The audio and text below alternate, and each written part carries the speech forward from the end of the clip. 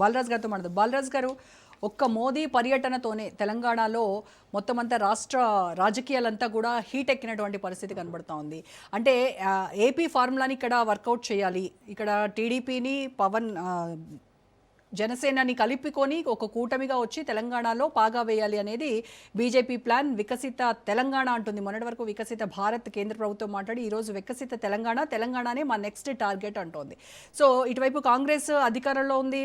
And ఎంత anti incumbency ఉన్నా కూడా ఖచ్చితంగా మళ్ళీ మేమే అధికారంలోకి వస్తాం, ఎందుకంటే మేము ఇచ్చినటువంటి హామీలన్నీ అమలు చేస్తామని వాళ్ళు చాలా స్ట్రాంగ్గా చెప్తున్నారు. అటు బీజేపీ మాదే అధికారం ఉంటుంది. ఈ రెండింటి మధ్య బీఆర్ఎస్ నలిగిపోయేటువంటి ఛాన్స్ ఉందా? బీఆర్ఎస్ స్ట్రాటజీస్ ఏంటి? రోజా గారు, ముందుగా మీకు, రాజ్ న్యూస్ ప్రేక్షకులకి, యాజమాన్యానికి, ప్యానెల్లో పెద్దలు, కాంగ్రెస్ పార్టీ ప్రతినిధి వెంకట్ గారికి, అదేవిధంగా భారతీయ జనతా పార్టీ ప్రతినిధి ప్రభా గారికి, అదేవిధంగా రాజకీయ విశ్లేషకులు సాదిక్ గారికి నమస్కారం. స్పష్టంగా మోదీ గారి పర్యటన కానీ, మోదీ గారు తెలంగాణలో బలోపేతం అవడం కోసం పార్టీ చేసే కార్యక్రమాలు కానీ, వాళ్ళ రాజకీయ పార్టీ ఎవరైనా కామన్గా చేస్తారు పెడతారు, ఎవరు కాదని. కానీ ఇంతకుముందు సాదిక్ గారు చెప్పినట్టు భారతీయ జనతా పార్టీకి క్షేత్రస్థాయిలో ఉన్న బలం ఏంటి, అదేవిధంగా రూరల్ ఏరియాలో కావచ్చు, అర్బన్ ఏరియాలో ఉన్న బలం ఏంటి అనేది స్పష్టంగా భారతీయ జనతా పార్టీకి తెలుసు. వారు ఇంతకుముందు సాదిక్ గారు చెప్పినట్టు 100% కొంత టీడీపీకి ఉన్నటువంటి బలాన్ని, ఆ పవన్ కళ్యాణ్ ఉన్నటువంటి క్రేజ్ని కొంత ఉపయోగించుకొని కొంత మళ్ళీ భారతీయ జనతా పార్టీగా తెలంగాణలో బలపడాలనేటువంటి ఆలోచన విధానం ఏ రాజకీయ పార్టీగా ఉంటుంది. ఆ రాజకీయ పార్టీ ఆ ప్రయత్నం చేస్తూ తప్పేం లేదు. ఆ క్రమంలోనే 2014 వీళ్ళు అలయన్స్గా ఉన్నారు. Chandrababu Naidu plus BJP plus ఈ జనసేన సంబంధించినటువంటి పార్టీ అప్పుడు అలయన్స్ ఉన్నారు 14. కానీ ఇక్కడ అధికారంలోకి రాలేదు. వారు 3 స్థానాలు ఏమి వచ్చారు 2014లో. తదనంతరము 2018లో కూడా వీళ్ళు అలయన్స్ ఉన్నారు. వాస్తవానికి ఒక 2018లో అలయన్స్ ఉన్నారు, మహాకూటమికి వెళ్ళారు. ఆ రోజు కూడా వీళ్ళు ఫెయిల్ అయిపోయారు. తర్వాత 2023 సంబంధించి కూడా జనసేన వీళ్ళకు బీజేపీ ఇక్కడ సపోర్ట్ చేసింది. అప్పుడు కూడా 8 స్థానాలు వచ్చాయి తప్ప కొంత పెద్దగా పెరిగిన స్థానాలు ఏం లేవని నాకున్నట్టు వ్యక్తిగత అభిప్రాయం. మనం చూస్తా ఉన్నాం. రెండోది ఏంటంటే, ఇవాళ భారతీయ జనతా పార్టీ బలపడాలంటే భారతీయ జనతా పార్టీ తెలంగాణ రాష్ట్రం ఏదైతే ఏర్పడ్డ తర్వాతకి కొత్తగా కేంద్ర ప్రభుత్వం ద్వారా కొత్తగా ఏమన్నా కొత్తగా చేసింది అనేది కూడా ప్రజలు చూస్తారు. ఎందుకంటే ఇవాళ ఆంధ్రప్రదేశ్ రాష్ట్రము, తెలంగాణ రాష్ట్రం ఒకేసారి ఏర్పడ్డాయి. ఏర్పడే 2 రాష్ట్రాల్లో భారతీయ జనతా పార్టీ కేంద్రంలో ఉన్న సందర్భంలో ఈరోజు పోలవరానికి సంబంధించి వాళ్ళు జాతీయ హోదా ఇచ్చారు. మరి ఆ క్రమంలోనే తెలంగాణ కూడా పాలమూరు రంగారెడ్డికి జాతీయ హోదా కావాలని చెప్పేసి అనేక సందర్భాల్లో ఇక్కడ ఉన్న ప్రభుత్వాలు, గతంలో కేసీఆర్ గారు అడిగారు, ఇప్పుడు ప్రభుత్వం కూడా అడుగుతా ఉంది. కానీ ఇంతవరకు దాని మీద ముందుకు పోయిన సందర్భం లేదు రోజా గారు. రెండోది, అక్కడ విశాఖ ఉక్కు కర్మాగారం సంబంధించి వాళ్ళకు సుమారు 5-6 వేల కోట్లు ఏదో కేటాయించినారు అనుకుంటా. మరి ఇక్కడ కూడా బయ్యాన ఉక్కు కర్మాగారం సంబంధించి కూడా తెలంగాణ వాళ్ళు అనేక సందర్భాల్లో దీన్ని అడుగుతా ఉన్నారు. కానీ దాని సందర్భంలో దాని మీద ఏ చేసిన సందర్భం లేదు. అదేవిధంగా విశాఖ రైల్వే జోన్ ఏర్పాటు చేశారు. మరి అనేక రోజులుగా రైల్వే ఏదైతే కాజిపేట రైల్వే ఫ్యాక్టరీ కావచ్చు, కాజిపేట రైల్వే జోన్ కూడా ఒకటి ఏర్పాటు చేయాలని చెప్పేసి కూడా తెలంగాణ సంబంధించిన ప్రజలు కానీ డిమాండ్ ఉన్నది. కానీ ఇంతవరకు నెరవేర్చే సందర్భం లేదు. అదే ఇవాళ రైల్వే కోచ్ ఫ్యాక్టరీ యూనిట్ ఒకటి ఏర్పాటు చేశారు. కానీ తెలంగాణ ప్రజలు, వరంగల్ ప్రజలు రైల్వే కోచ్ ఫ్యాక్టరీ యూనిట్ అడగట్లేదు, కోచ్ ఫ్యాక్టరీ ఏర్పాటు చేయాలని చెప్పేసి అడుగుతా ఉన్నారు. దాని పట్ల కూడా ఇంతవరకు భారతీయ జనతా పార్టీ చర్యలు తీసుకున్న సందర్భం లేదు. తెలంగాణ ఏర్పడిన తరగతికి ఒక ఐఎంని అడిగారు, ఇంతవరకు ఐఎం ఏర్పాటు జరగలేదు. గిరిజన యూనివర్సిటీ ఏర్పాటు చేశారు కానీ దాని నిధులకు సంబంధించి కొంత ఎక్కువ ఇవ్వాలనే డిమాండ్ ఆదివాసీల నుంచి గిరిజన నుంచి కనపడుతుంది. దాని మీద కూడా ఎటువంటి చర్యలు తీసుకోలేదు. ఆదిలాబాద్ విమానాశ్రయం కావచ్చు, మామూలు ఏదో వరంగల్లో ఉన్నట్టు మామూలు విమానాశ్రయం సంబంధించి దానికి కేటాయింపులు జరిగాయి తప్ప నిధులు లేక ఇలా వేగవంతం కాలేదు. అది వేగవంతం చేయాలని తెలంగాణ ప్రజలు కోరుకుంటా ఉన్నారు. అది చేస్తే బాగుండేది. 33 జిల్లాలు ఈ రాష్ట్రంలో ఏర్పాటు జరిగిన తర్వాత జిల్లాల ఏర్పాటు జరిగితే 16 జిల్లాలో మాత్రమే జవహర్లాల్ నెహ్రూ సంబంధించినటువంటి ఏదైతే నవోదయ విశ్వవిద్యాలయాలు ఉన్నవి, ఆ విశ్వవిద్యాలయాల సంఖ్య 17 జిల్లాల్లో లేదు. కాబట్టి ఆ 17 జిల్లాలో కూడా ఏర్పాటు చేస్తే భారతీయ జనతా పార్టీకి అంతో ఎంతో క్రేజ్ వచ్చేది అనేది నా వ్యక్తిగత అభిప్రాయం. రక్షణ శాఖ ఆధ్వర్యంలో జరిగిన సైనిక్ స్కూల్ సంబంధించి కూడా తెలంగాణకు ఇచ్చిన సందర్భాలు కూడా లేవు. అదేవిధంగా ప్రజల కోరిక మేరకు భద్రాచలం సంబంధించినటువంటి ఏదైతే పోలవరం సంబంధించిన 7 మండలాలు గతంలో ఎట్లయితే విభజన సందర్భంలో ఆంధ్రాలో కలిపారో, ఆ 7 మండలాలు సుమారు తెలంగాణ కలపాలని చెప్పేసి సుమారు 5 గ్రామాలన్నా మాకు ఇవ్వండి అని చెప్పేసి గతంలోనే తుమ్మల నాగేశ్వరరావు గారు, గతంలో కేసీఆర్ గారి నాయకత్వంలో అనేక సందర్భాలు విజ్ఞప్తి చేసినాం.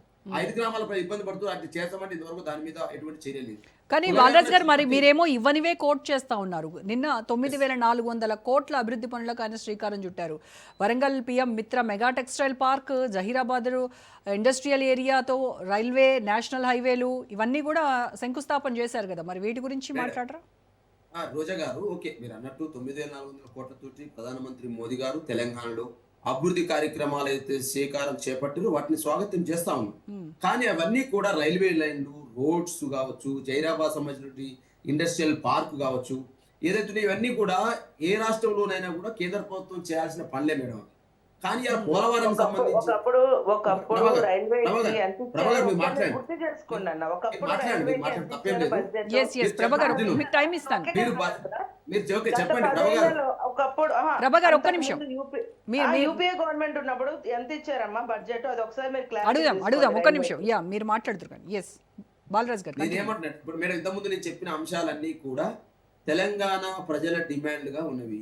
అనేక సందర్భాల్లో కేసీఆర్ గారి నాయకత్వంలో కూడా ఈ డిమాండ్లు మేము లేవనెత్తినాము. ఇంతవరకు కూడా మేడం ఓకే, పోలవరం సంబంధించి ఏ కేటాయింపులు చేశారో ఇలా మనం చూస్తా ఉన్నాం. అమరావతి రాజధాని నిర్మాణం కోసం ఏం చేశారో మనం చూస్తా ఉన్నాం. విశాఖ ఉక్కు కర్మాగారానికి ఏం చేశారో చూస్తా ఉన్నాం.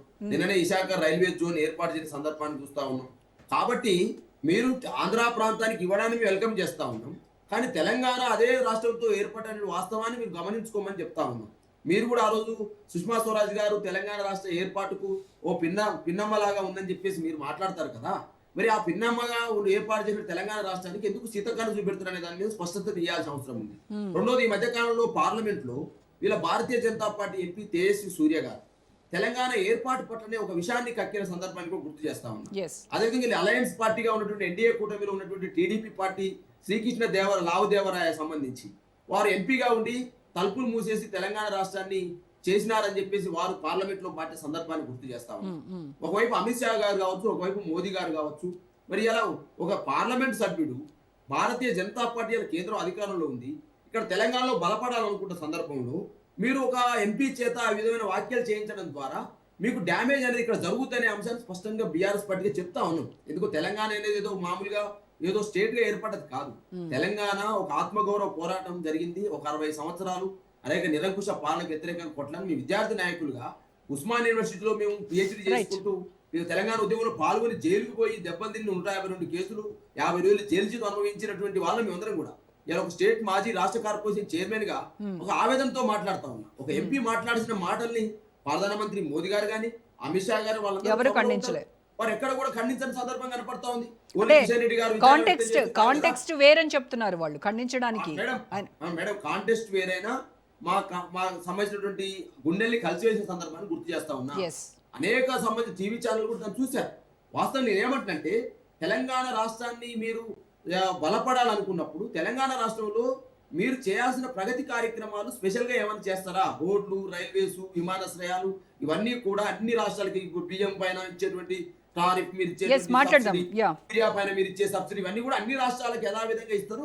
తెలంగాణ కూడా వస్తుంది.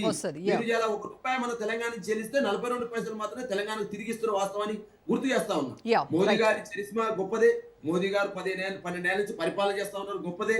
కానీ ఇలా ఎంతో బాధాకరం అనిపిస్తుంది. అంటే నిన్న సభలో ఒక అంటే మన్ కీ బాత్ లో మాట్లాడాల్సిన అంశాలు లేదా జాతిని ఉద్దేశించి ఒక ప్రెస్ మీట్ పెట్టి మాట్లాడాల్సిన అంశాలు పరేడ్ గ్రౌండ్ బహిరంగ సభలో మాట్లాడిన సందర్భం గుర్తు చేస్తా ఉంటే మాకు ఆశ్చర్యం. కానీ బాలరాజ్ గారు, ఇంకొక ఆశ్చర్యకరమైన విషయం ఏంటంటే కాంగ్రెస్ ని ఆయన గట్టిగా దునుమాడారు కానీ బీఆర్ఎస్ గురించి ఒక్క మాట కూడా మాట్లాడలేదని అంటే అసలు బీఆర్ఎస్ ని మీరేమో ప్రత్యామ్నాయం అని అంటూ ఉంటే వాళ్ళు అసలు చాలా లైట్ తీసుకున్నట్టుగా ఉంది. ఒక్కటి కూడా బీఆర్ఎస్ సంబంధించి మాట్లాడలేదు. సర్పంచ్ ఎలక్షన్స్ లో, మున్సిపల్ ఎలక్షన్స్ లో ఓకే, నేను రాజకీయ పార్టీలుగా ఎవరి వారు బలంగా ఉంది అనుకో, సాదిక్ గారు చెప్పండి. క్షేత్రస్థాయిలో భారతీయ జనతా పార్టీ బలంగా ఉన్నదా, బీఆర్ఎస్ బలంగా ఉందా? ఈ రోజు కాంగ్రెస్ పార్టీ మీద వ్యతిరేకత ఏందో అంటే బీఆర్ఎస్ ని విమర్శించలేదు అని అంటే ఖచ్చితంగా బీఆర్ఎస్ ని అసలు లెక్కలోకి తీసుకోలేదు అనేది కూడా వెళ్తది కదా. బీఆర్ఎస్ పార్టీ లెక్కలోకి మోదీ తీసుకోకపోయినా తెలంగాణ ప్రజలు తీసుకుంటారు కదా రోజా గారు. తెలంగాణ ప్రజలు లెక్కలో తీసుకోవాల్సింది మోదీ గారు కాదు, భారతీయ జనతా పార్టీ నాయకత్వం కాదు తీసుకోవాల్సింది, ప్రజలు తీసుకోవాల్సిన అవసరం ఉంది. ప్రజలు బీఆర్ఎస్ పార్టీ లెక్కలో తీసుకున్నారు కాబట్టి జూబ్లీ ఎలక్షన్ లో ప్రతిపక్ష పాత్ర వహించాం, ఇవాళ సర్పంచ్ ఎలక్షన్స్ లో ప్రతిపక్ష పాత్ర వహించాం, మున్సిపల్ ఎలక్షన్స్ లో సెకండ్ పొజిషన్ కి వచ్చాం. ఇవాళ కాంగ్రెస్ పార్టీ పైన అన్ని కార్యక్రమాలు, ఇవాళ రైతు కాలాల్లో ధాన్యం గురించి కొట్లాడుతుంది ఎవరు? భారత రాష్ట్ర సమితి. ఇలా హైడ్రా వ్యతిరేకంగా పోరాడుతుంది ఎవరు? భారత రాష్ట్ర సమితి. ఇలా 24/7 భారత రాష్ట్ర సమితి కేంద్ర కార్యాలయం. బీఆర్ఎస్ ని ప్రజలు ఓన్ చేసుకుంటే, మీరు చెప్తున్నట్టుగా ప్రజలు మిమ్మల్ని ఓన్ చేసుకుని మీ పార్టీని ఓన్ చేసుకుంటే మీరు ప్రతిపక్షంలో ఉండరు కదా మేడం. నేను 2 సార్లు అధికారంలో ఉన్నప్పుడు యాంటీ ఇన్కంబెన్సీ ఏదైతే ఉందో మేము మాకంటే గొప్పగా రేవంత్ రెడ్డి గారు చేస్తామని చెప్పేసి ఇప్పుడైతే ప్రచారం చేశారు. ఓకే. మేము దళిత బంధు సంబంధించి 10 లక్షలు ఇస్తామంటే వాళ్ళు 12 ఇస్తామన్నారు. అదే విధంగా మేము 10,000 రూపాయల సంబంధించి మేము రైతు బంధు ఇస్తామంటే వాళ్ళు 12,000 ఓకే, ఇస్తామన్నారు. రైట్ బాలరాజ్ గారు. ఇంకా ఎస్, యా, ప్రభాకర్ తో చెప్పుకుంటూ పోతే యా.